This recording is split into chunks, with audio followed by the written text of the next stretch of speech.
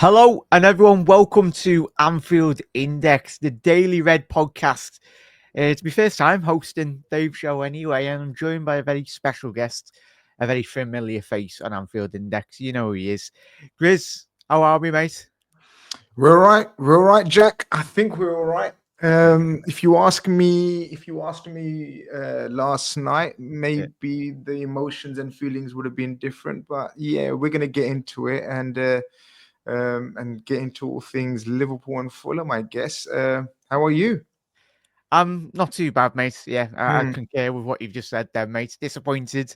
We'll get through it anyway, but obviously we'll get all the insight and latest from off the back of obviously a very hard-earned draw, to say the least. Anyway, Yeah. got all the social posts as well. We'll have a look at what some of the players have said, and obviously the post-match press conferences as well, and mainly getting all your thoughts as well in the comment section below as well, Red. So whatever social media platform you are watching, if you're new to Anfield Index, make sure you do hit that subscribe button as well. Do drop a follow on the like and share and subscribe button as well. So we do produce 75 free podcasts per month as well, with over 600 plus free articles per month. And that is all on AnfieldIndex.com as well. And of course, the Gags Tandem Show and obviously Grizz's Show. And obviously, there's plenty of great LFC content here at Anfield Index. And if you want to check out the pro version, that's £3.33 a month as well. But still plenty of it. So much content throughout the month as well. And what an exciting season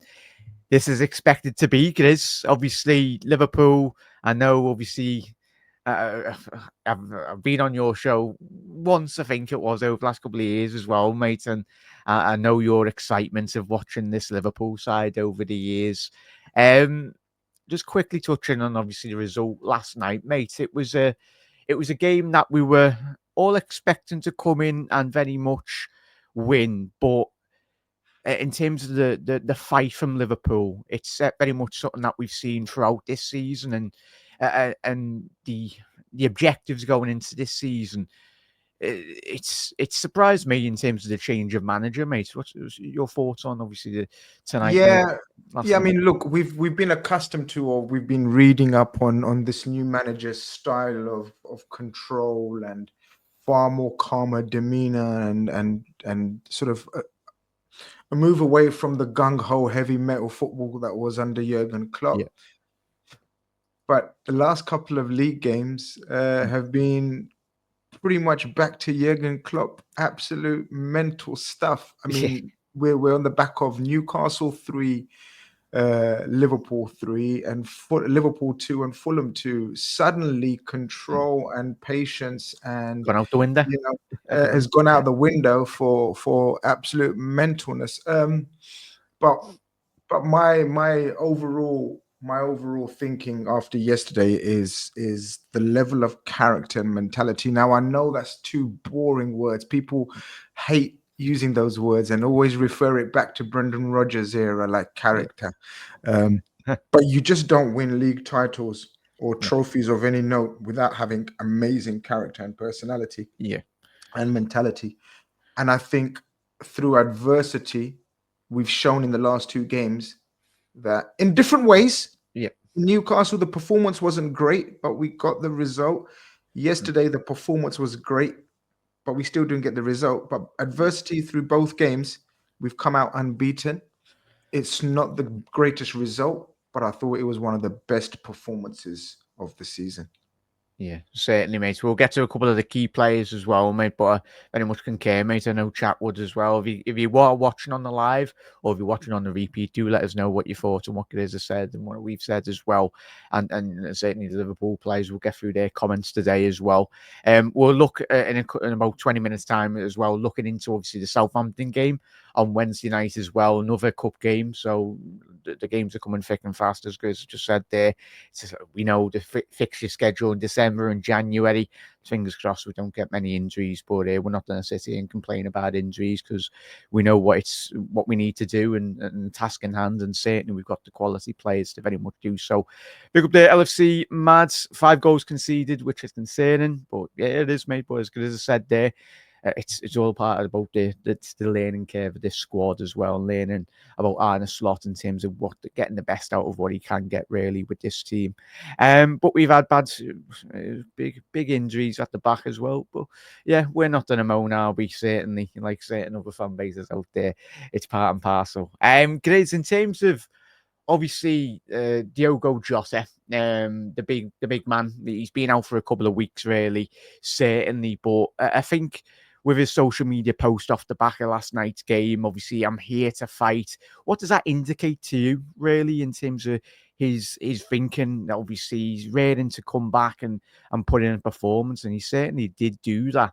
But I think he's been biting at the bit really in recent weeks, seeing this Liverpool side on the touchline, certainly with a new manager. Is excitement to get back into this squad and certainly put in a performance, continue to put in a performance like that last night? Oh, Jack, I think he's key. He's key to any possible success this season. Absolutely key. And I know we say it every season. Please stay fit around this time of year. It's an inaugural tweet or thought or opinion of everyone where it's Diogo, please stay fit. Because if Diogo stays fit, we win a major honor. We win a trophy of some sort. I'm so certain of this. Please stay fit. Last night, I replied to that tweet with a bit of jest. I said, you've made me feel 10 feet tall and I'm going to sleep with my war hat on. I mean, if that didn't get you going last night, from a footballing point of view, I don't know what would. I mean, he's an absolute fighter, special, an absolute warrior on that pitch for us. I mean, sometimes some people think that he's a bit too much of a fighter and warrior, and that's why he gets himself injured, because he just, for an attacker, he's the you get the proverbial rugged centre back who just puts his head in everywhere, and Terry Butcher's old school style. You know what I mean? He's the footballing, the attacking version of that, where he just doesn't say no to any challenge. He'll put himself in harm's way and then often gets injured as a result. But yeah, we need a fully fit Diogo Jota for the remainder of the season. And Jack, I'm so certain we win something with a fully fit Diogo Jota. That's how important he is. Yeah. Is he your main? Obviously, the rotation for Liverpool, that forward line, so key, and we will. But who would be your forward striker in terms of?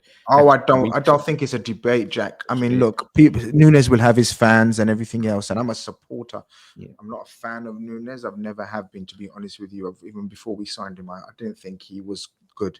But look, as long as he's at the club and he wears the shirt of Liverpool, I support him wholeheartedly, and hope he comes through and slaps me in the face and proves me totally wrong. But Diogo Jota is our number 9. He's our, obviously not in terms of having the shirt number 9, but it's very obvious that he's, from the start of the season as well, that he's Arne Slot's number 9, starting number 9. As long as he's fit, he starts. Of course, there will be games where Nunes starts, even Diaz starts as rotation or rest purposes. But as I said, if Diogo Jota remains fit and he's able, he's our starting number 9, and rightly so. Yesterday's finish, don't know about you, but it reminded me of a bit of a mixture of Suarez and Fowler. The turn from Suarez, we saw Suarez do that turn, and then the way Fowler used to just leave goalkeepers on the floor.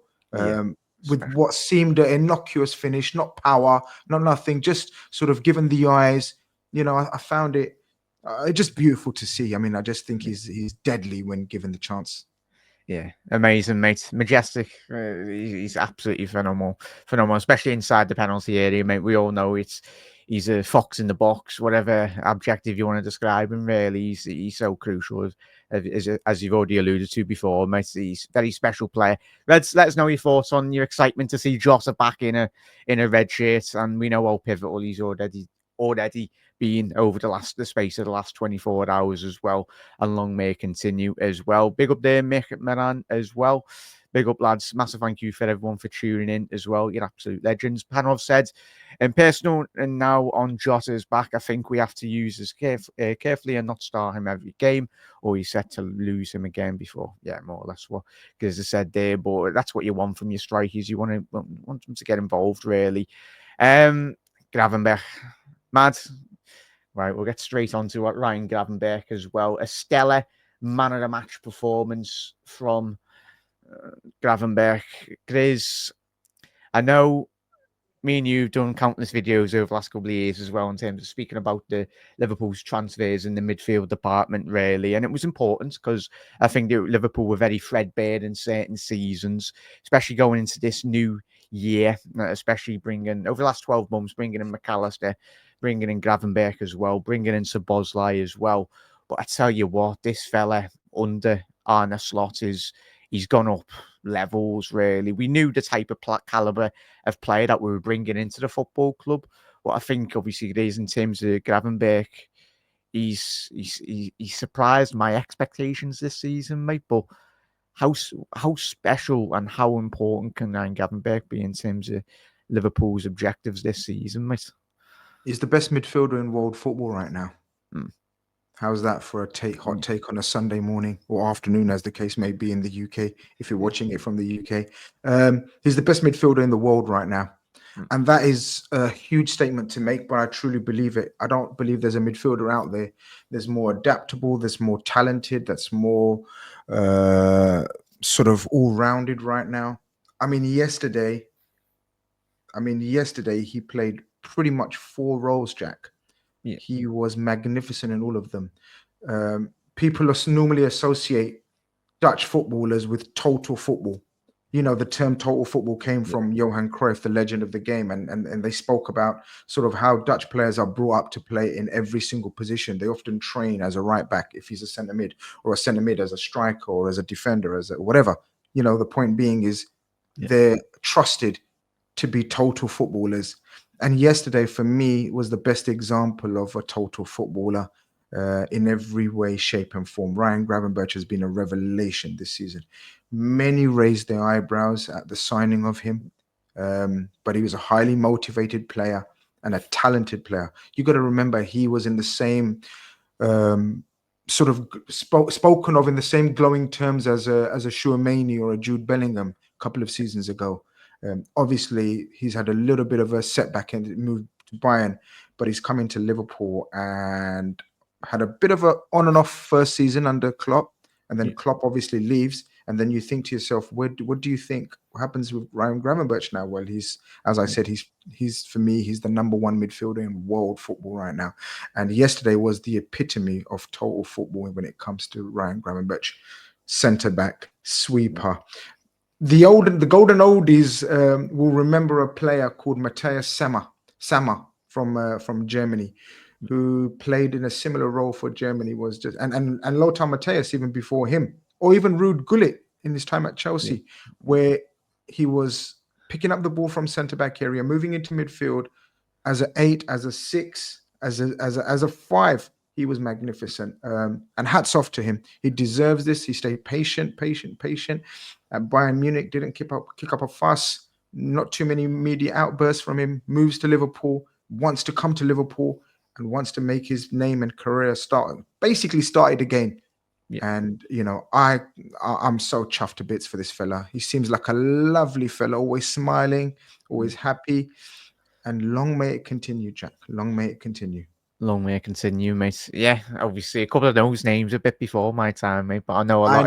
I know. Sometimes I do tend to show my age, but hey, it is what it is. It's all good, mate. Oh, good. I'm learning stuff anyway. Some new player names as well, anyway. Everyone go and Google Matthias Sammer from Bayern Munich in Germany, and you'll see the because someone earlier on said, who would you compare him to? A cross between Ruud Gullit and Matthias Sammer. There you go. There we go, Reds. Do your research, Reds out there, especially people. I'm only 29 anyway, but some great names. Baby, you're a baby.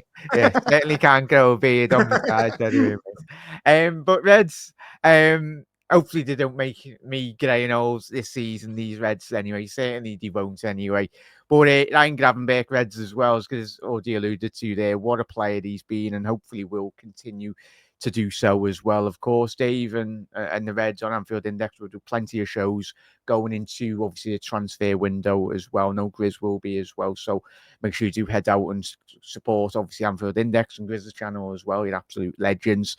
And obviously the January window on the horizon. Hopefully, potentially Liverpool, fingers crossed, can do a bit of business in the transfer window as well. But Reds, let us know if you are watching on the repeat your thoughts on Ryan Gravenberch, a man of the match performance again, and he's not the first man of the match performance we've had from Ryan in recent Well, he's months. pretty. This is the thing. I mean, if you look at his performances, I think Newcastle was the first dip where he looked tired and fatigued.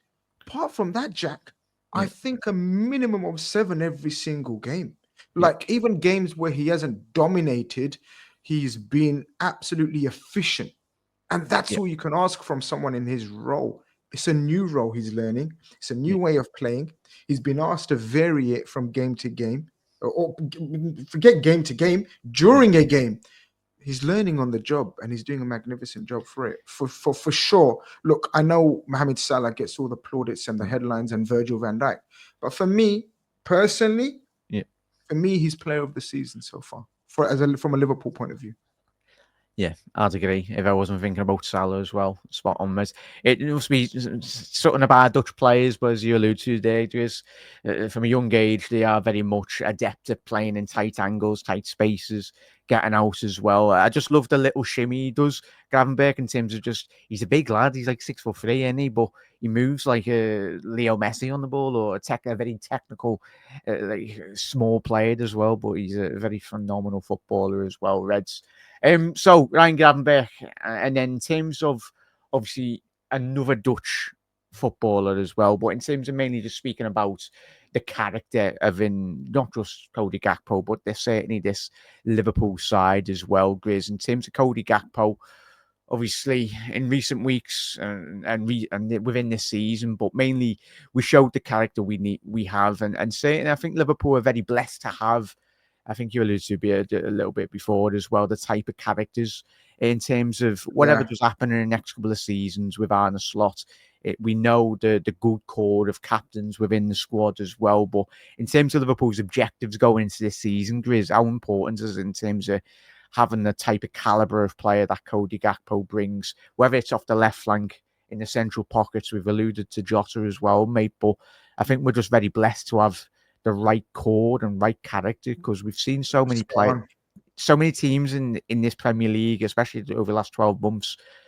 Certain players have a little whinge as well, but not our lads. We know the task in hand, and we've just got to get on our horse. We're only in December. We know it's a long old slog this season, mate, but how important is it going to be for the characters within the squad?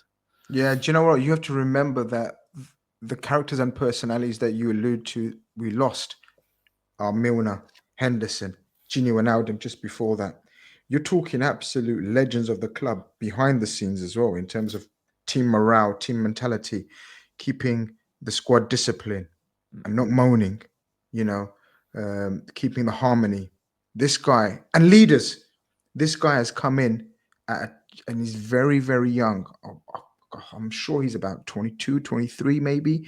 Yeah. I don't think he's older than that. And he's come into a major club and taken in his stride. And he's become an integral part of this team on and off the pitch. You can see his demeanor. You can see the behind the scenes video, how much he's liked, how much he's respected already. You can see the influence he plays with, the maturity he plays with. Regardless of what position he was asked to play, Klopp had him playing as an 8, as a false 9, as a striker, wide right sometimes, and mostly wide left. Never a moan, never a whinge. Now, obviously, Slot has come in and decided, it seems, they've had a conversation and decided that he is our left-sided winger, attacker. But I just love the way he approaches. His attitude is refreshing, and it's a continuation of the players that I said. Gini Wijnaldum was the same. Do whatever I'll do whatever you need me to do. Quietly, efficiently, I think he's become a very, very integral. There was doubts at the last season. People were saying, is Cody Gakpo the player that we really need? Is he good enough for a title-winning season?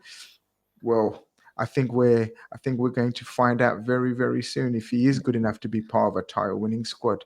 And fingers crossed, at the moment, he's part of a he's a part of a squad that is clear of the Champions League and clear of the Premier League. So again, another one. Long may it continue. Yeah, 100%, mate. Spot on. Let us know your thoughts in the comment section below on obviously Cody Gakpo. And nice one for that, Everest. I'll ask that question for Grizz at the end of the show, mate. Great question. Any questions you got for Grizz, get them in anyway, and we'll very much go through as many as we possibly can, as long as we got time permitted as well. Just quickly run through that. So Matthias, so it's going to, yeah, he's a good enough, I would agree, even for. It's the thing. Quickly touching on, I don't want to dwell too long on that. Is Jarell Quansah. I think the one thing you've watched many of 1,000 Liverpool games more than me, mate. It's the one thing that we all love at Liverpool is if you're a young player, you're going to get an opportunity. We've seen that under Arne Slot as well. Jarell Quansah, I've seen, obviously, I haven't done my post-match off the back of last night, mate, but I think he's a young player that will make mistakes this season. He has made mistakes this season. And I get everyone's frustration about him, really, mate, but it's about having the right fundamental principles around the club. All of us, we are a club, I'd like to think, we allow our players to make mistakes, but not too many. But they're going to be in a climate, really, that very much doesn't shun them out within a matter of a couple of match weeks, and very much they don't get that time to develop. It's about getting, for me, that right balance in terms of being at Liverpool, in terms of making your mistakes, but certainly having that confidence and the inner belief as these players, when they're coming through, to go again and focus and reprioritize, really. Jarell Quansah, he had a difficult game, didn't he, yesterday, mate? I think it wasn't just Quansah as well, and certain aspects from a defensive performance, mate. But just a quick one on Jarell there, mate. Yeah, look, at the end of the day, we know his breakout season last season was amazing. So many people were sort of making him number one partner for Virgil van Dijk moving into the season. And if we remember rightly, he did start off that first game to Ipswich away. I was at that game, and he had a rough time. Liam Delap can be a handful, as he's proven to be for many centre-backs. Jarell Quansah was young. Excuse me. Jarell Quansah is young, and we know young players have setbacks, have dips in and out of form. He's so young for a centre-back. And you're right. We like to give youngsters opportunities, and we'd like to think that he will elevate and learn. And he's got no better partners to learn from than the likes of Joe Gomez in terms of patience, biding your time, and in terms of ability and reading of the game, Virgil van Dijk. I don't think he's got two better mentors there. And I'm absolutely, excuse me, I'm absolutely fine with him having a bit of a dip of form and getting back into the fold of things. Yeah, 100%, mate. 100%. Yeah, I concur with that, mate. And speaking about, obviously, Virgil van Dijk as well, our captain, our colossal, our leader, whatever way you want to describe him with, Grizz, and at the forefront of giving these young players and giving this squad and giving us fans the confidence and the belief, certainly. Virgil van Dijk, you run out of adjectives really to describe him, no, Grizz, but he's the best centre-back in world football, and and certainly in the Premier League era. He's up for rival fans, but from my point of view, and being biased, I think he's got all the attributes to very much thrive and be in contention alongside Ferdinand and Teddy, mate. Both very highly level centre-halves anyway, but certainly he's got all the attributes to even compete alongside them, mate. Virgil van Dijk, in terms of, as he said there on social media off the back of the result yesterday, we move. He's been here, done that, won the league at Liverpool, won the Champions League, won numerous trophies at Liverpool. There's no one, I don't think, for any of us that we'd rather be leading this Liverpool side, mate. He's just absolutely. He's a class above the rest. Oh, absolutely. And I actually think the captaincy has made him not a better player, but back to his absolute best. I mean, obviously, peak Virgil van Dijk was, for me, the best centre-back ever in the Premier League's ever seen. With due respect to the names that you mentioned, absolute world-class centre-backs. But this guy has it all. You could pick a fault in all of the other said centre backs. You can't pick a fault. With this guy at his best, you can't pick a fault. And that's why Virgil van Dijk's peak is the highest peak of any centre back. Yeah. But I think the captaincy has elevated him. I genuinely thought, and what do I know? But this proves what I don't know nothing. Because last season, I actually thought we've seen the best of Virgil. I thought, regrettably, we're not going to see the best of Virgil ever again. Maybe it was a fair assumption. Maybe it was a naive assumption. But he's proved me totally wrong. He's come back stronger, better, fitter. Fingers crossed. And, his leadership qualities will be absolutely vital going into the latter part of the season. I know it's not the latter part quite yet, but from now on onwards, we will need to sort of rely on his leadership skills. He's been absolutely immense as a captain. Yeah, I was going to say, how do you foresee the next 2-3 year deal going if he does get that new deal, mate? How would you very much see him transcending his Liverpool game in terms of the next 2-3 year period with that new contract? Do you expect him to continue that ability in terms of if he was to lose a yard or two about his pace anyway? But yeah, I think he reads the game so well, doesn't he? Yeah, he's one of those guys that, another cliche where you can see him playing into the latter years. Another 2 seasons, I don't think would be a problem for him because of the way he plays, because of the structure that Slot's creating around him, because of his partner centre-back being very quick, either Gomez or Konate. So he can utilize their pace, so to speak, and just read the game. I mean, for him, my only criticism, and we were talking about weaknesses, and he hasn't got a weakness. I actually tell a fib. I think his only weakness would be sometimes the game's too easy for him, and that would be the only weakness in him. I think sometimes the game is too easy for him. But this is what I mean in terms of as the next 2 years progress.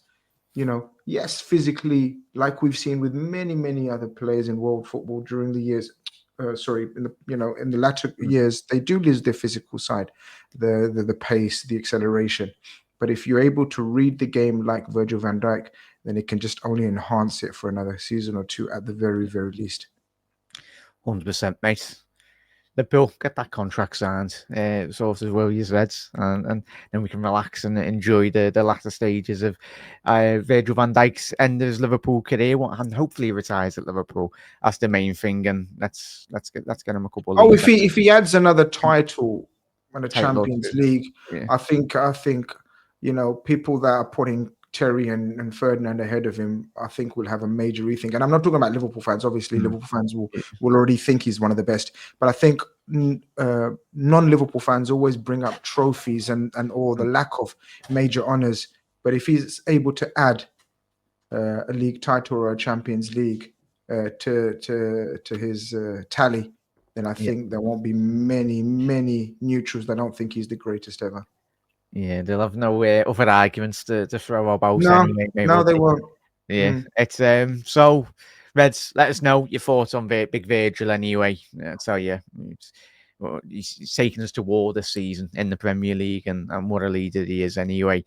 Grizz, in terms of obviously the big game on Wednesday, obviously a League Cup game against St Mary's on Wednesday night. Sorry, I was just checking the date on that. It's going to be difficult, and of course, a couple of weeks ago we did kind of struggle when we did go away from home, in the league not too long ago, mate. How do you expect this game to go, mate, for Liverpool? Do you anticipate a lot of rotation, or obviously with Liverpool doing so well in the Champions League, there is potential room for a bit of rotation, possibly? I don't think it's a possibility. I think it's a probability. He has to. I mean, we know Slot's been a bit immune from changing rotation lineups too much. He makes 3 or 4 changes, but I don't know about you, and I don't know about the people watching and listening. But let us know what you think. I don't think we should play any of the back 4 that started on yesterday. I think Quansah comes in. I think we see a debut for young Norris at left back. I guess Gomez may have to play at right back. Yeah, I don't think we've got an understudy to Trent at the moment. Obviously, with Conor Bradley out, there's talk of Endo maybe starting in the back four, but I think it probably starts in midfield. I expect heavy rotation. I would want heavy rotation because right now, Jack, there is a Premier League title to be won. And if we pick up any more major injuries, it could be very problematic and a very busy part of the season where even if you're out for, let's say, 3-4 weeks, you suddenly miss 5, 6, 7 games. And that's just could be fatal in terms of a title race, title challenge. So therefore, for me, look, League Cup, I've had some of the best days out at Wembley in League Cup finals. Last season was one of the highlights of my supporting Liverpool career when the kids won against all odds against Chelsea. I mean, that was magnificent. I celebrated it like I would celebrate a league title. I mean, that's how much it meant to me. It was unbelievable. So look, there is romance. There is this notion of Slot first season. Let's get a trophy on board. I get all that. And I respect all that. But I expect heavy rotation, especially in the back. The midfield and the attack, you can still play a few squad players. For example, I think the midfield could be made up of Endo, McAllister, and Elliott. And it wouldn't look out of place. Or Tyler Morton.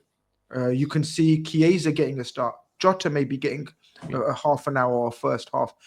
And maybe Nunes could go again. But in terms of the back four, in terms of the defense, my God, we're really running on empty right now. I don't want Virgil even traveling, for example. And I don't want Salah traveling, for example. But they will. And we know Slot thinks a bit differently. So let's just see how it goes. Yeah, fingers crossed, mate. Someone said Dan's there as well. Absolutely. Dan's is back fit again. Maybe he gets a start, you know. Look, normally I want to win every single trophy that's available. And I still want to win every single trophy available. But let's see if we can do it with our fringe squad and young players. Yeah, it would just mean so much. And we've already spoke about Quansah's development already in today's Daily Reds podcast as well. So, yeah, as obviously Grizz has went through a couple of names as well. And Reds, get your starting 11s in that you'd like to or potentially see Arne very much bring into this Liverpool side as well. Just looking in terms of the draw for obviously Tottenham versus Manchester United, Arsenal versus Crystal Palace, Newcastle at home against Brentford, and obviously Southampton. Liverpool are travelling all that way in the cup as well. Of course, Tottenham desperate for a trophy, mate, but I can care really, mate. As we said, we've been in this situation over the last couple of seasons that when we get into the realm of when we speak about quad, there's a reason why it's never been done.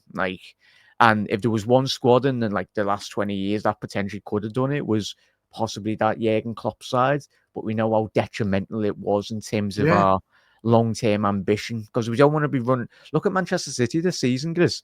They're running on empty at the minute, at this current moment in time, in terms of how much energy they have spent in terms of winning 4 league titles back to back as well. And it's not easy, as we know. It's certainly in title runnings, mate. We don't want to be put into that position, certainly, to be where, say, we get to the February time in Liverpool. We get obviously in the FA Cup. Obviously, hopefully by that time you've already won potentially the League Cup as well. So it's a nice idea, but in reality, it's a situation that Liverpool, when you analyse it back, it's certainly not a situation you want to be seeing Liverpool in, which is mad. I know it's difficult to say that we don't want to be seeing Liverpool. Of course, we'd like to see Liverpool win trophies, mate, but certainly. It's the big ones, look, all big ears, and the Premier League number 20 we want. Especially it depends on the stage of and development of the squad and the coach. And look, taking all things into consideration, this is Klopp's team squad. Slot has just literally taken over and taken us to this stage and level. And so we can't be greedy. Now, I know people sometimes take that the wrong way and say, oh, no, expectations. We should have our expectations to win everything. Like you said, who on earth has ever won everything? You know, it's just not possible. So therefore, you have to be smart and clever, especially in the modern day and age, with so many issues surrounding fitness and health. and players optimizing their levels of performance. We've got to be smart. We've got to be clever. And as I said, priorities. And as I don't know about you guys again, people watching, listening, let me know. Yeah, let us know. For me, the league title is absolutely everything right now. I would sacrifice anything if it meant we win the league title. And the League Cup, unfortunately, may be one of the things we have to sacrifice this week, because Spurs away. Let's not get it twisted in any way, shape, or form. But opposition fans, especially namely City, Arsenal, and Chelsea, will be looking at Spurs away as one of the games we are dropping more points in.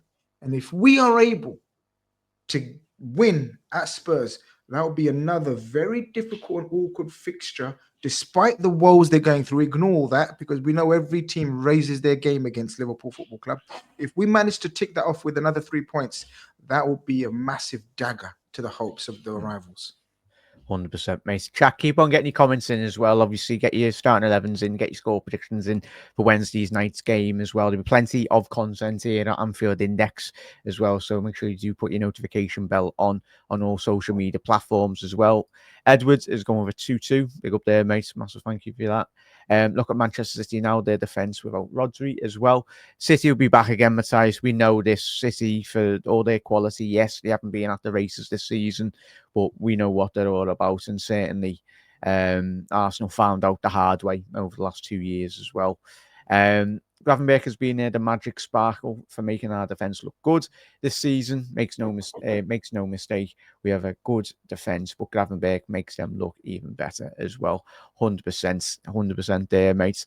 Obviously, Red Jabby, good to see you in the comments, mate. Best news from yesterday is we have 100% found our new manager, elite management job yesterday, Grizz, and that'll be obviously the final one really that we'll round off in regards to big Arne Slot. In terms of the impacts, unprecedented really in terms of his development, in terms of coming into the football club. It seemed like an impossible job. Many rival fans said they were joyous going into this season. Now Liverpool going to fall off and all this, whatever narrative they wanted to spring as well. But everything that has been thrown at this man, he's coming to a new league, new culture, new language, new set of players as well. And he's taken everything, took the ball by the horns really, and battered everything away with a lot of ease as well, mate. How have you felt he's come in? And I've been absolutely amazed, mate. He wasn't on my priority list because I didn't watch every final game, mate. Well, didn't watch any final games, only the highlights in the Champions League over the last couple of years, mate. But special, very special football manager we've got at our helm, haven't we? Yeah, I think he's been an absolute revelation. I don't think even his most ardent followers of his managerial coaching career would have suggested or would have said that this would be the state of Liverpool right now. I just think he's been magnificent on and off the pitch, Jack. So we've spoken about his on-field tactics and his game management, but his player management and his medium management, for me, have been nothing short of first class. Like, he's been impeccable. People need to go and watch his post-match reaction yesterday, all the interviews he done. Absolute class. Very easily he could have lost it, and people were asking him questions in the hope, with the intention that he says something out of turn. All the presenters of Sky and NBC and all the other outlets that were interviewing him after the game were trying to bait him, but he didn't fall for it. He gave the right response. He said, I'm not going to blame the referee. The referee's got a hard enough job as it is. VAR had a look at it, didn't think it was worthy of a change. Gave all the right answers with an absolute straight bat. Sorry to use a cricketing analogy, but sometimes, you got to switch it up sometimes. With a straight bat, he gave an absolute impeccable reply to every bait question. And I think he's been a breath of fresh air. And again, just I hope he wins a trophy in his first season. That would be amazing, and I hope that trophy is a Premier League. Yeah. What phase is Arne in? A lot of people have said what phase is Arteta in. It's a valid question. It's a valid question, Jack. Yeah, so 100%, mate. It's if you cannot be a good communicator, as Mr. Wass said here, you can never be an elite manager. Communication, and Jurgen Klopp highlighted that so much, then he goes in terms of it in any business, any form of business, you need to be a good communicator. But certainly, I think we all seen that 5 Live interview with I think it was one of the chefs or whoever the celebrity was, and he spoke about Trent. He had a little conversation, and Trent just explains it. He just says, like, I think we've all seen the interview about just saying Trent's just arcing his body certain elements, but it's elite level management, mate. It's exciting, and we're only 4 or 5 months into the Arne Slot, obviously, career at Liverpool, mate. Long may it continue. The most important is having a Champions League. Yeah. And we've got 6 of them, mate. Let's go for our 7th this season, mate. Right, the final. Get a couple of more questions in the comment section below as well, Reds. I think, where's that comment that I did favourite? Grizz, this one's from Everest. It was a couple of minutes ago, Reds. You haven't already done so, Reds. Do drop a like on the video as well, whatever social media platform you are watching as well here on Anfield Index. But final question here, Grizz, for you. Everest has said, Grizz, do you think Robbo needs to be replaced, or was last match just a bad day at the office? Yes to both. Yeah. Yes to both. There's nothing wrong with saying yes to both. And I think that's the right opinion to have right now.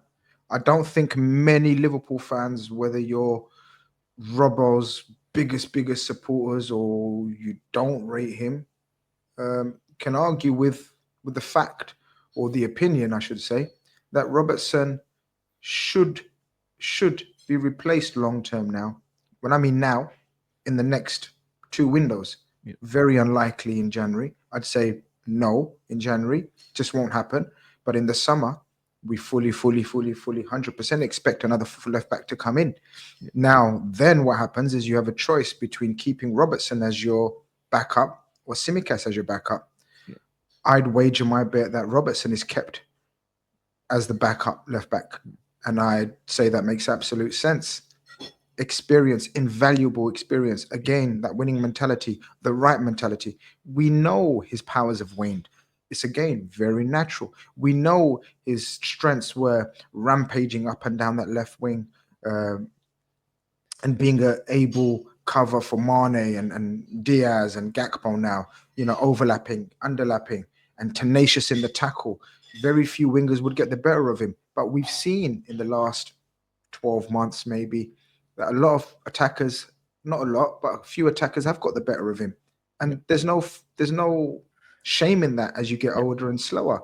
And he's never been the most technically gifted. So when your physical powers wane, you're relying on your technical ability. And that's where his weakness, let's just say, out of all the strengths he's got. So, yeah, it was a bad day at the office. And he definitely needs to be replaced long term. But I'm not having this slander of get him out of my club and finished and dead, or all this abuse that he's been giving. That's just attention-seeking rubbish from people. I tweeted this morning, show some class. Let's not be like other fan bases where, at the slightest sign of deterioration, we ask players to leave our club and get out my club, and you're not worthy of wearing our red. If anyone's worthy of wearing the red of Liverpool, it's Andrew Robertson. 7 million signing from Hull,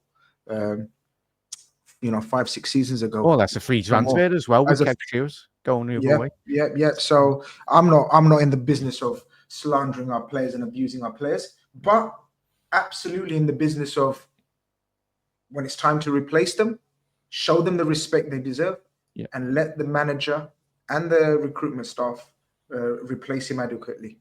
Yeah, 100%, mate. We do things the Liverpool way, certainly overs, especially. But yeah, what a left back as well. What a left back, an absolute legend, Jack, an absolute legend of the club, and an all-time great in my opinion. 100%, all day, every day of the week, mates, as well. Obviously, quickly rattle through all these as well. Massive thank you to everyone that has tuned in to the latest, obviously, episodes of the Daily Red podcast as well. There were plenty of content coming throughout this week as well here at Anfield Index. But if you are new around here and you just discovered Anfield Index for the first time, hit that subscribe button down below. Obviously, we do produce 75 free podcasts per month as well. We're over 600 plus free articles per month, and you can go and check out all that on AnfieldIndex.com as well. And if you want to subscribe to the pro version, that is £3.33 a month, and it opens up a whole greater catalogue of great LFC content throughout the week as well. Grizz, it's been an absolute pleasure, mate. Massive thank you very much for coming on, mate. And yeah, will you be going to the game on Wednesday? No, I'm gonna let the academy kids handle their business. I'm at Spurs next week, so that should be tense and stressful. But hopefully we overcome, and hopefully we can. Look, I still want us to go through on Wednesday. Just play the kids and the squad players, and it's been an absolute pleasure speaking to you. You've been more than able duty for Dave. I mean, I do miss Dave, but you've been absolutely brilliant. So yeah, it's been a pleasure, mate. Yeah, Dave, if you're watching, hopefully you've done a good job, mate. Anyway, it's been a pleasure to host with Grizz as well, as always. Well, Grizz, have you got any shows coming up on your channel? I'm going to be doing, I've promised my subscribers and viewers I'm going to be doing loads of content, but I always promise and never deliver. I'm such a lazy old fart, but I'll try my best. I haven't even done a post-match reaction. I was just so down for about 12 hours or so, but yeah, I'll be doing so. Go and check out Football Carnage if you want. Listen to more of my ramblings, and we keep it like Virgil said, we move very swiftly into the game on Wednesday night as well. Grizz, thank you, mate, as always. And Reds, most importantly, everyone, if you are watching the repeat as well, thank you for checking out Anfield Index. Hit that subscribe button down below, whatever social media platform you are on, and put your bell notification on so you always do get notified when a video does go live on all the social media platforms. But for now, Reds, that was the Daily Reds podcast at Anfield Index, and you'll never walk alone. Ta-ra.